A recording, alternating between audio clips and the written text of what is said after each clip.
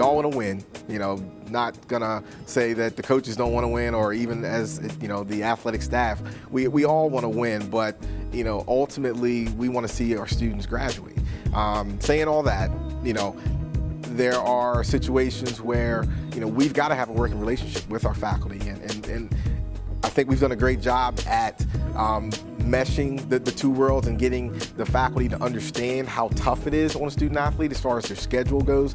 And there are going to be some opportunities where we're going to have to miss a little bit of class, but again, in the time that I've been here, I think the relationship has gotten better, where faculty are understanding and making alternate ways to get assignments done. We're constantly making strides and making it better as far as the working relationship all the way around, from housing to career services.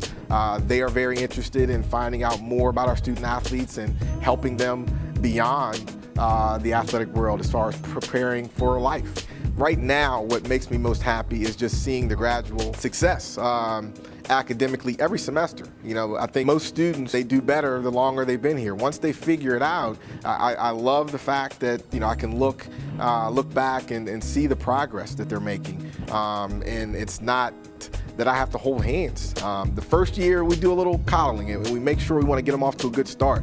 But then a lot of times after that, I get to actually just come out and support those students and see them on the field and score baskets or score goals or score touchdowns.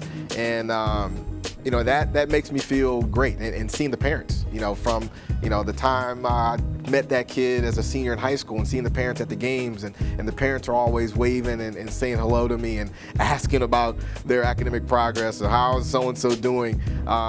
That's an easy conversation to have, because I think deep down they know that they're doing well and they appreciate the assistance that we've given and put them in a situation to be successful. The Academy is an extension of freshman orientation. So students will go through a freshman orientation experience about 5 days prior to classes beginning, but then once classes begin, we add an extended portion to their experience, to their transition, and we offer weekly workshops, all centered really about time management. I mean, that is the key to having success here and really in college in general. But we are teaching good study habits, helping with the transition, and also identifying those offices that are available here on campus to help the students, such as the Dean of Students office, Career Center, the Writing Resource Laboratory.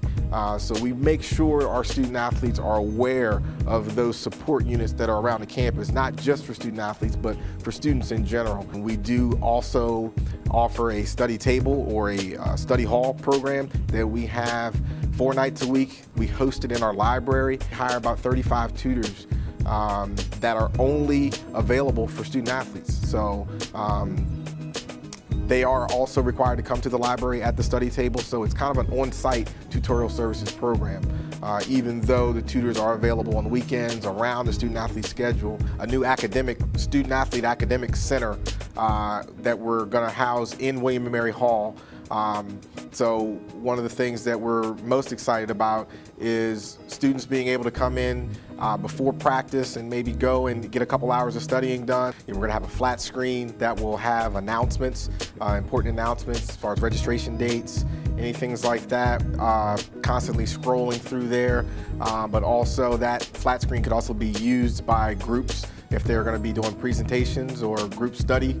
Another thing that we'll be able to use the study lounge for is students who have arranged tutor arrangements, as far as if you've signed up to meet with a tutor, instead of just being able to go and maybe meet with that person at night in the library, now we'll be able to do some daytime tutor sessions that we could monitor.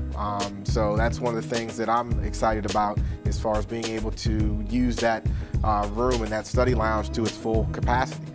The federal graduation rate has us graduating about 87% of our graduates, where the national average is only around 64%. So, I mean, we really do blow away the competition.